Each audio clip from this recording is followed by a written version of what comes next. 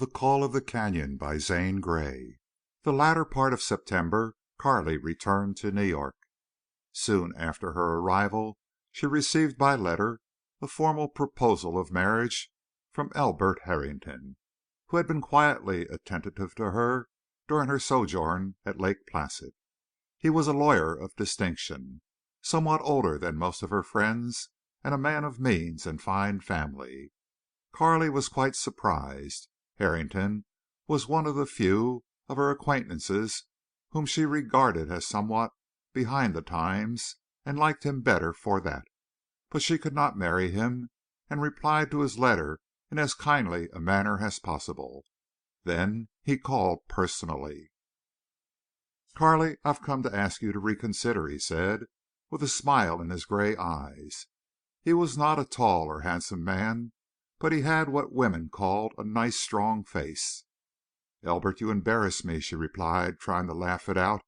"Indeed, I feel honored, and I thank you. But I can't marry you." "Why not?" he asked, quietly. "Because I don't love you," she replied. "I did not expect you to," he said. "I hoped in time you might come to care. I've known you a good many years, Carley. Forgive me if I tell you I see you are breaking, wearing yourself down. Maybe it's not a husband you need so much now, but you do need a home and children. You are wasting your life." "All you say may be true, my friend," replied Carley, with a helpless little upflinging of hands. "Yet it does not alter my feelings." "But you will marry sooner or later?" he queried, persistently. This straightforward question struck Carley as singularly as if it was one she might never have encountered. It forced her to think of things she had buried. "I don't believe I ever will," she answered, thoughtfully. "That is nonsense, Carley," he went on. "You'll have to marry. What else can you do? With all due respect to your feelings, that affair with Kilbourne is ended, and you're not the wishy-washy, heartbreak kind of a girl." "You can never tell what a woman will do," she said, somewhat coldly. "Certainly not. That's why I refuse to take no. Carley, be reasonable. You like me, respect me, do you not?" "Why, of course I do." "I'm only 35, and I could give you all any sensible woman wants," he said. "Let's make a real American home. Have you thought at all about that, Carley? Something is wrong to day. Men are not marrying. Wives are not having children. Of all the friends I have, not one has a real American home. Why, it's a terrible fact. But, Carley, you are not a sentimentalist or a melancholiac, nor are you a waster. You have fine qualities. You need something to do, someone to care for." "Pray do not think me ungrateful, Elbert," she replied, "nor insensible to the truth of what you say. But my answer is no." When Harrington had gone, Carley went to her room, and precisely as upon her return from Arizona, she faced her mirror skeptically and relentlessly. "I am such a liar that I'll do well to look at myself," she meditated. "Here I am again. Now the world expects me to marry. What do I expect?" There was a raw, unheeded wound in Carley's heart. Seldom had she permitted herself to think about it, let alone to probe it with hard, materialistic queries. But custom to her was as inexorable as life. If she chose to live in the world she must conform to its customs. For a woman marriage was the aim and the end and the all of existence. Nevertheless, for Carley it could not be without love. Before she had gone West she might have had many of the conventional modern ideas about women and marriage.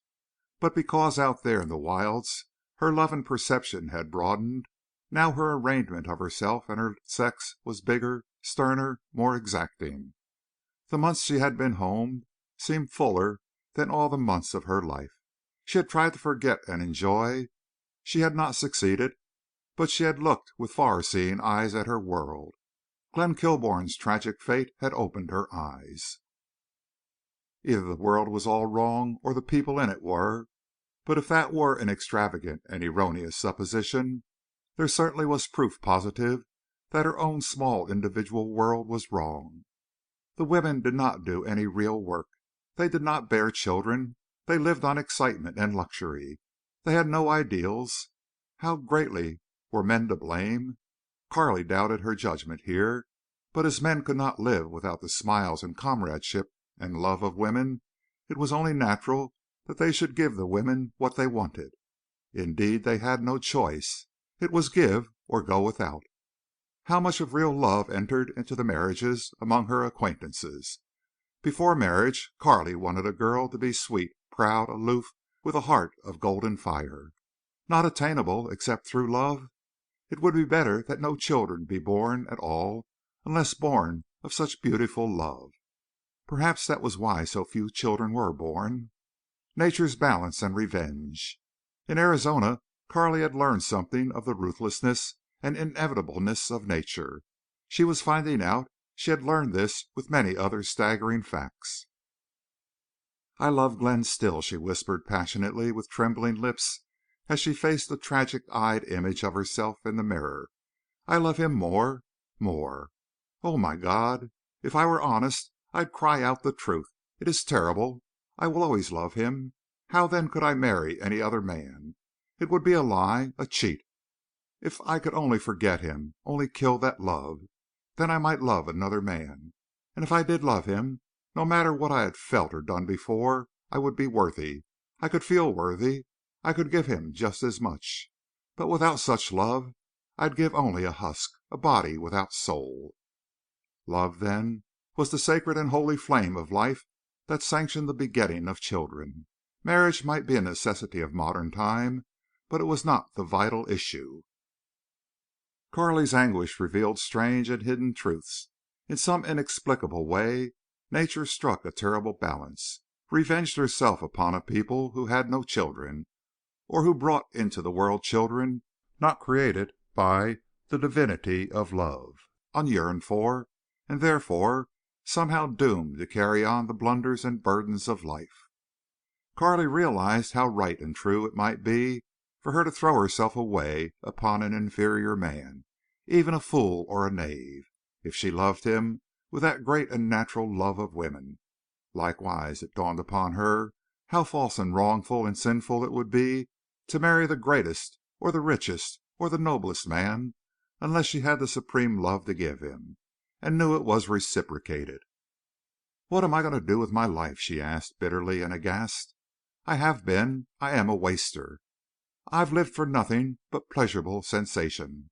I'm utterly useless. I do absolutely no good on earth." Thus she saw how Harrington's words rang true, how they had precipitated a crisis for which her unconscious brooding had long made preparation. "Why not give up ideals and be like the rest of my kind?" she soliloquized. That was one of the things which seemed wrong with modern life. She thrust the thought from her with passionate scorn. If poor, broken, ruined Glenn Kilbourne could cling to an ideal and fight for it, could not she, who had all the world esteemed worth while, be woman enough to do the same? The direction of her thought seemed to have changed. She had been ready for rebellion. 3 months of the old life had shown her that for her it was empty, vain, farcical, without one redeeming feature. The naked truth was brutal, but it cut clean to wholesome consciousness. Such so-called social life as she had plunged into deliberately to forget her unhappiness had failed her utterly. If she had been shallow and frivolous it might have done otherwise. Stripped of all guise, her actions must have been construed by a penetrating and impartial judge as a mere parading of her decorated person before a number of males with the purpose of ultimate selection. "I've got to find some work," she muttered soberly. At that moment she heard the postman's whistle outside, and a little later the servant brought up her mail. The first letter, large, soiled, thick, bore the postmark Flagstaff, and her address in Glenn Kilbourne's writing. Carley stared at it. Her heart gave a great leap. Her hands shook. She sat down suddenly, as if the strength of her legs was inadequate to uphold her. "Glenn has written me," she whispered in slow, halting realization. "For what? Oh, why?" The other letters fell off her lap to lie unnoticed. The big thick envelope fascinated her. It was one of the stamped envelopes she had seen in his cabin. It contained a letter that had been written on his rude table before the open fire in the light of the doorway, in that little log cabin under the spreading pines of West Ford Canyon. Dare she read it? The shock to her heart passed, and with mounting swell, seemingly too full for her breast, it began to beat and throb a wild gladness through all her being. She tore the envelope apart and read: Dear Carley, I'm sure glad for a good excuse to write you. Once in a blue moon I get a letter, and today Hutter brought me one from a soldier pard of mine who was with me in the Argonne. His name is Virgil Rust. Queer name, don't you think? And he's from Wisconsin. Just a rough diamond sort of chap, but fairly well educated.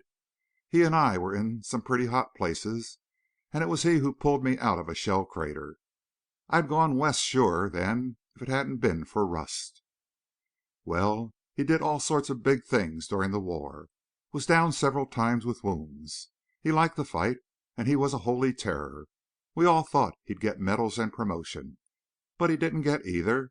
These much desired things did not always go where they were best deserved.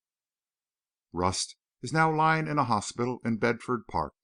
His letter is pretty blue. All he says about why he's there is that he's knocked out. But he wrote a heap about his girl. It seems he was in love with a girl in his home town, a pretty, big-eyed lass whose picture I've seen. And while he was overseas she married one of the chaps who got out of fighting. Evidently Rust is deeply hurt. He wrote, I'd not care so if she'd thrown me down to marry an old man or a boy who couldn't have gone to war. You see, Carley, service men feel queer about that sort of thing. It's something we got over there, and none of us will ever outlive it. Now, the point of this is that I'm asking you to go see Rust and cheer him up, and do what you can for the poor devil. It's a good deal to ask of you, I know, especially as Rust saw your picture many a time and knows you are my girl. But you needn't tell him that we couldn't make a go of it. And as I'm writing this to you, I see no reason why I shouldn't go on in behalf of myself. The fact is, Carley, I miss writing to you more than I miss anything of my old life. I'll bet you have a trunk full of letters from me, unless you've destroyed them.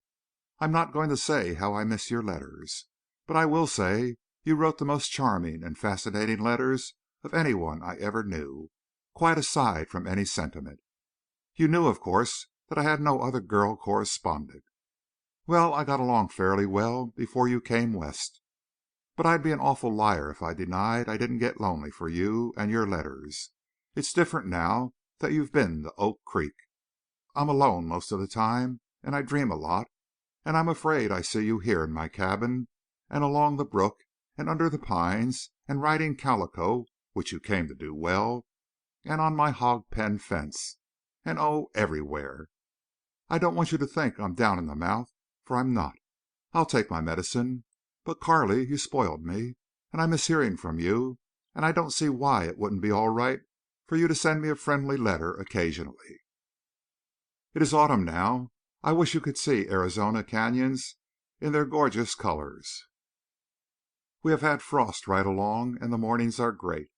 There's a broad zigzag belt of gold halfway up the San Francisco peaks, and that is the aspen thickets taking on their fall coat. Here in the canyon you'd think there was a blazing fire everywhere. The vines and the maples are red, scarlet, carmine, cerise, magenta, all the hues of flame. The oak leaves are turned russet gold, and the sycamores are yellow-green. Up on the desert the other day I rode across a patch of asters, lilac, and lavender, almost purple, and I had to get off and pluck a handful. And then what do you think? I dug up the whole bunch, roots and all, and planted them on the sunny side of my cabin. I rather guess your love of flowers engendered this remarkable susceptibility in me. I'm home early most afternoons now, and I like a couple of hours loafing around. Guess it's bad for me, though. You know I seldom hunt, and the trout in the pool here are so tame now they'll almost eat out of my hand. I haven't the heart to fish for them. The squirrels, too, have grown tame and friendly. There's a red squirrel that climbs up on my table. And there's a chipmunk who lives in my cabin and runs over my bed. I have a new pet, the little pig you christened Pinky.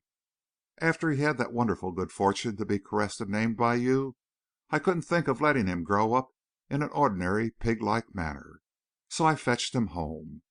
My dog Mose was jealous at first and did not like this intrusion, but now they are good friends and sleep together. Flo has a kitten she's going to give me, and then, as Hutter says, I'll be Jake.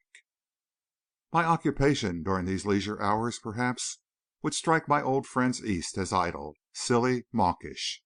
But I believe you will understand me.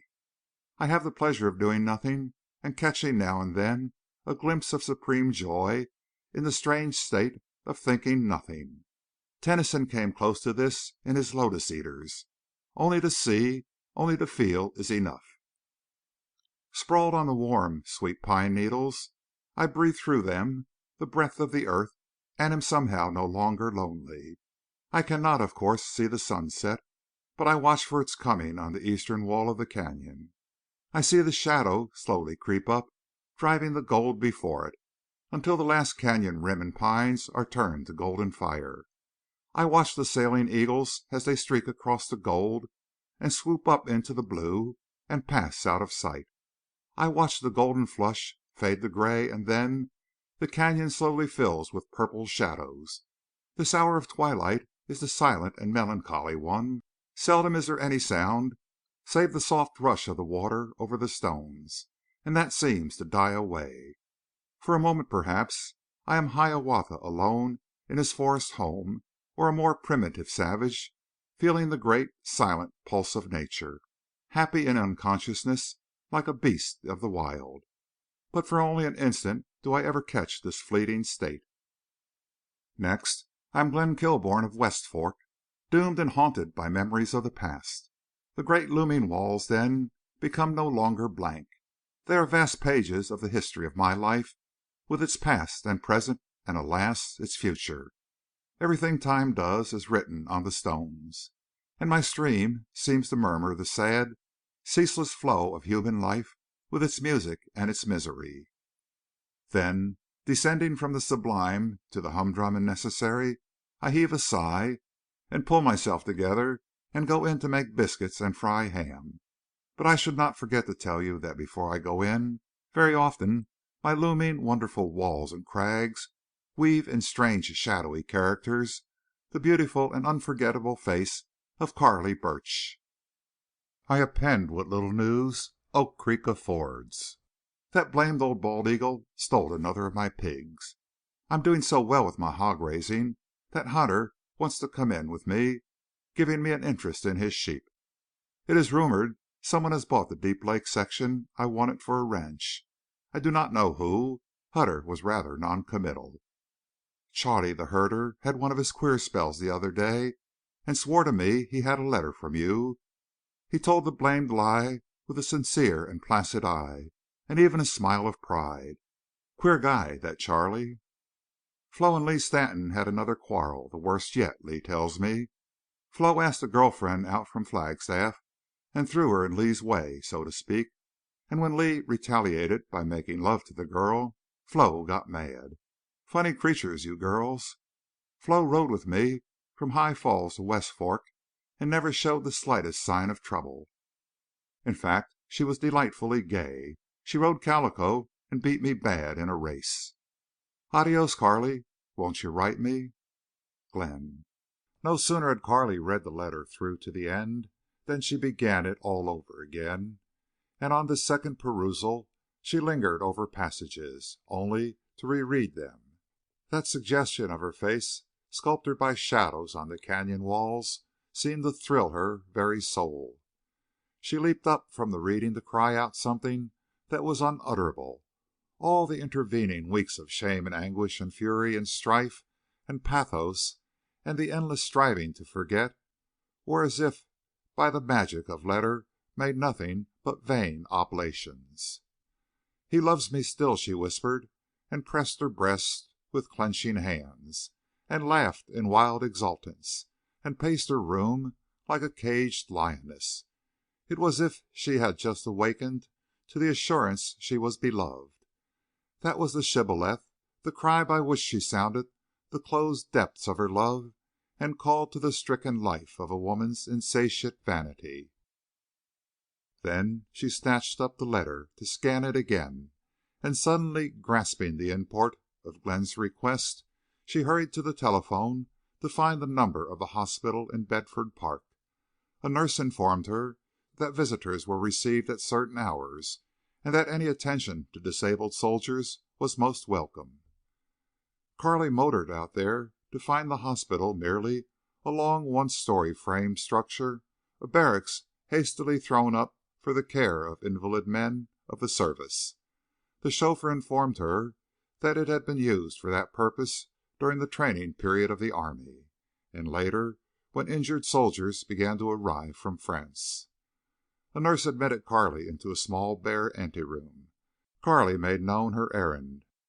"I'm glad it's Rust you want to see," replied the nurse. "Some of these boys are going to die, and some will be worse off if they live. But Rust may get well if he'll only behave. You are a relative or friend?" "I don't know him," answered Carley, "but I have a friend who was with him in France." The nurse led Carley into a long, narrow room with a line of single beds down each side, a stove at each end, and a few chairs. Each bed appeared to have an occupant, and those nearest Carley lay singularly quiet. At the far end of the room were soldiers on crutches, wearing bandages on their heads, carrying their arms in slings. Their merry voices contrasted discordantly with their sad appearance. Presently Carley stood beside a bed and looked down upon a gaunt, haggard young man who lay propped up on pillows. "Rust, a lady to see you," announced the nurse.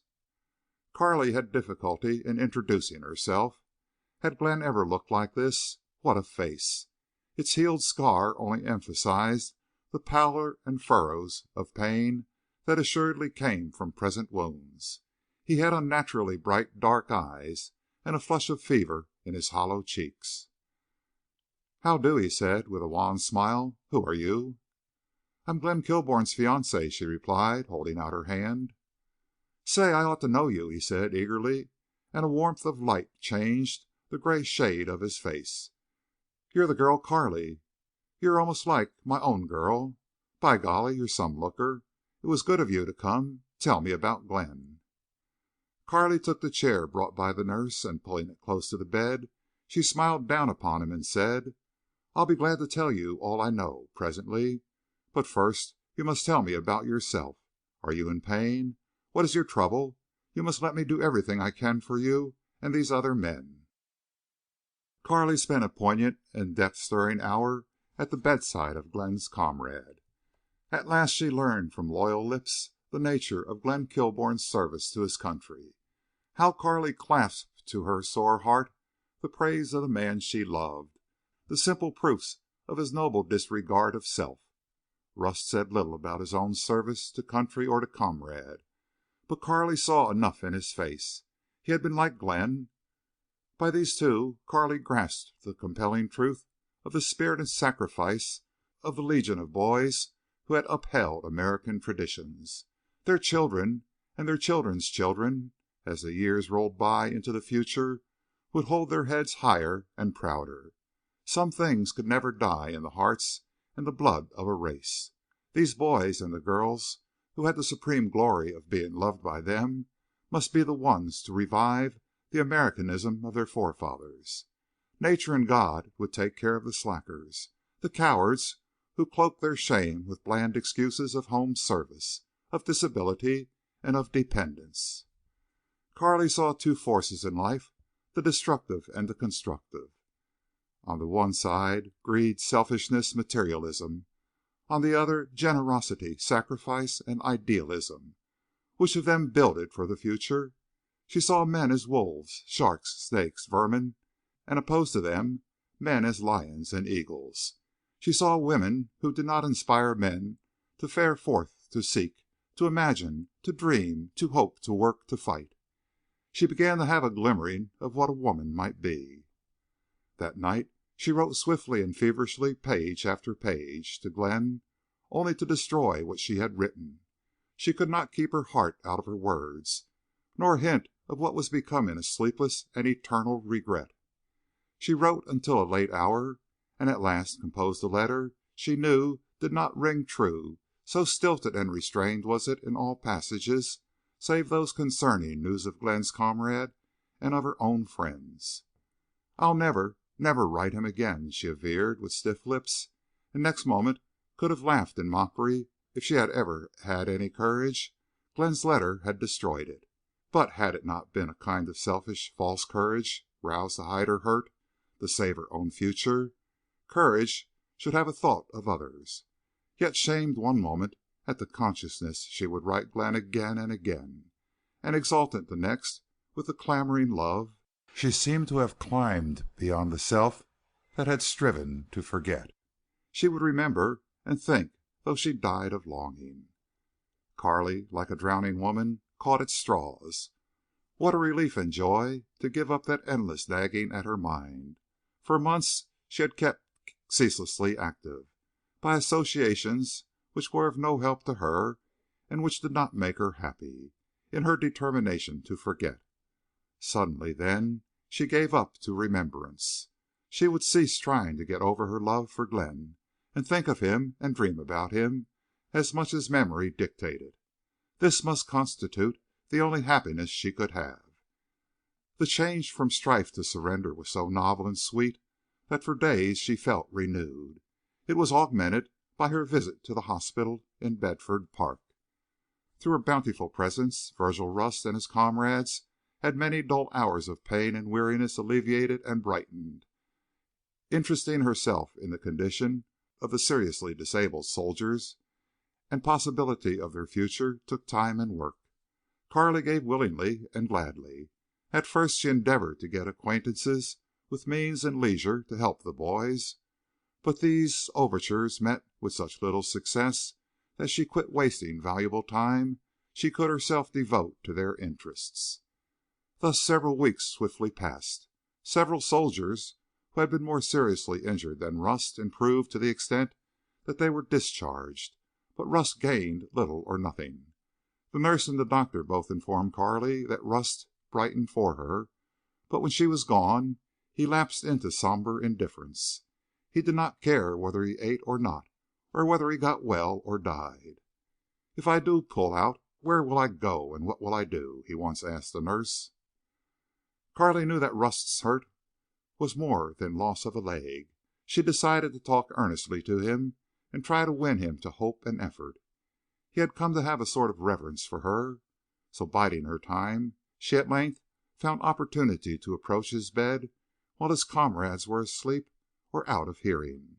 He endeavored to laugh her off, and then tried subterfuge, and lastly he cast off his mask and let her see his naked soul.